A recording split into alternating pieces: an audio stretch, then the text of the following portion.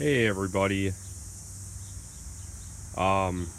here's my 2015 F-150, recently installed Banks cold air intake, and I also have a Banks monster exhaust.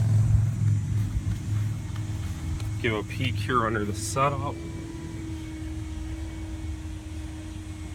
Overall installation time was about an hour and a half. I had access to a lift, so it didn't end up being too much of a hassle.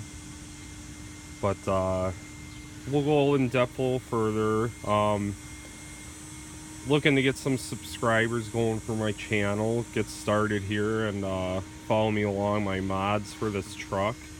So make sure to subscribe, and I'll have more coming soon. So hit the like button, and hoping to pick up some subscribers. Talk to you guys later.